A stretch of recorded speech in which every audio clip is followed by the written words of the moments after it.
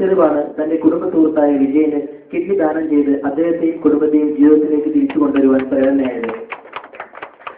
Sajithan T N North Paravur Ernakulam North Paravur സ്വദേശിയായ ഈ 56 വയസ്സുകാരൻ തന്റെ ജീവിതം ഒരുവിധം സ്വച്ഛന്തമായി മുന്നോട്ട് നയിക്കുകയാണ് താൻ ജോലി സ്ഥലത്ത് വെച്ച് പരിചയപ്പെട്ട വിജീഷിന്റെ സഹോദരിക്ക് വേണ്ടി കിഡ്നി ദാനം നൽകിയത്. ജിനു പത്തനംതിട്ട ജില്ലയിലെ പുതുശ്ശേരി മല എന്ന ഗ്രാമത്തിലെ ജിനു എന്ന വീട്ടമ്മയുടെ കെയർഓഫിനാൽ ജീവിതം തിരിച്ചുപിടിച്ചത് 24 വയസ്സുള്ള പട്ടാമ്പി സ്വദേശി മുഹമ്മദ് അലിയാണ്. അവാർഡ് തുകയായ 2 ലക്ഷം രൂപ ഏറ്റുവാങ്ങുന്നതിനായി ശ്രീമതി ജിനുവിനെ ക്ഷണിച്ചിരുന്നു. രാധിക വഴുതക്കാട് ഉദാത്ത മനുഷ്യ സ്നേഹത്തിന്റെ മാതൃകയായ ഈ കുരുന്നിന്റെ വലിയ മനസ്സിന് കെ ചിറ്റിലപ്പള്ളി ഫൗണ്ടേഷന്റെ ആദരം.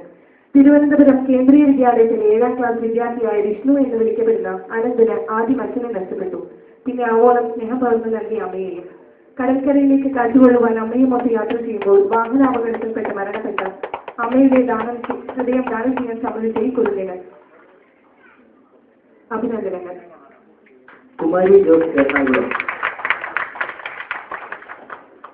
കേരളത്തിൽ ആദ്യമായി കണ്ണും കരളും ഹൃദയവും കിഡ്നിയും ദാനം ചെയ്തുകൊണ്ടാണ്